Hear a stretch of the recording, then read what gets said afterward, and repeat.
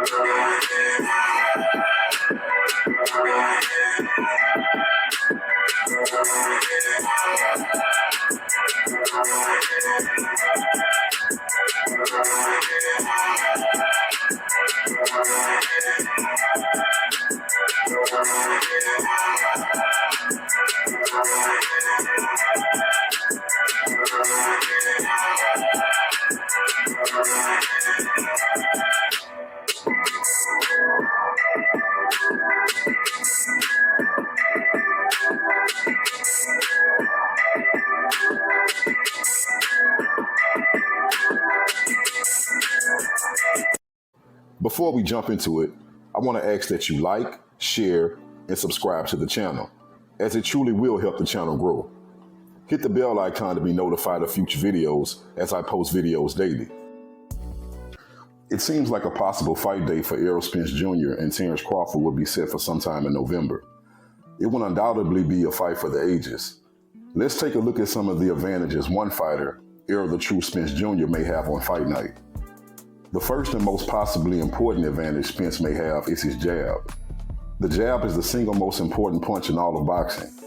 It allows fighters to control distance, score points, and set up power punches and even combinations.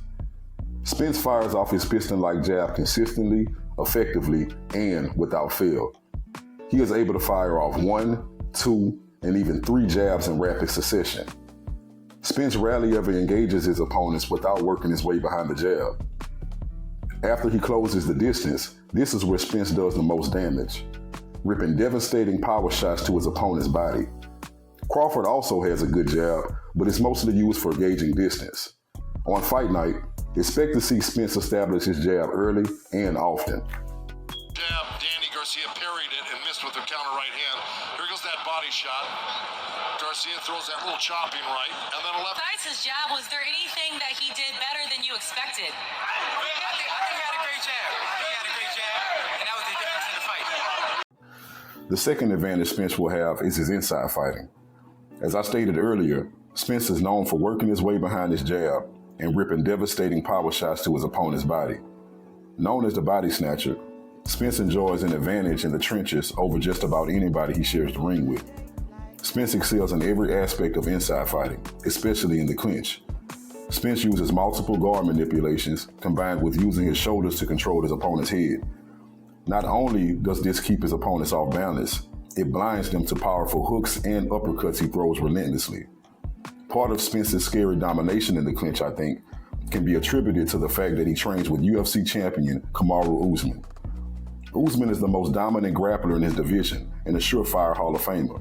And did I mention that he's the champion? Learning clinch fighting from a UFC champion gives Spence an advantage in that department over any boxer. Terrence Crawford is able to turn opponents, tie them up, and land 1 or 2 combinations on the inside. But Spence is by far the better inside fighter. That gives you the idea how fear comes in for guys when they realize they're going to be matched. Downey. So far, Carlos Ocampo's going to go quietly into the goal. Gets dropped with 1 second left in the opening round. The last advantage Spence has is his work rate. Many believe, and only few would disagree, that Spence has the highest work rate in all of boxing, outthrowing and outlanding the vast majority of his opponents. Spence seems to start out fast and get stronger as the fight goes on. This can be a problem for Terrence Crawford, who is known to be a notoriously slow starter. If this trend continues, expect to see Crawford down on the scorecards early. With the fight months away, if it even happens, there is no way to predict exactly what will happen, but these are just some of the advantages I feel Eroll the True Spence Jr. will have over Terrence Bud Crawford. Do you agree that these advantages are for Spence? Or do you think Crawford may be better in one of these categories? Let me know what you guys think in the comments. Give the video a like and subscribe if you enjoyed it. And remember, put your mouthpieces in, keep your guard up at all times, and step inside the square circle with King Judah. Until next time, we out.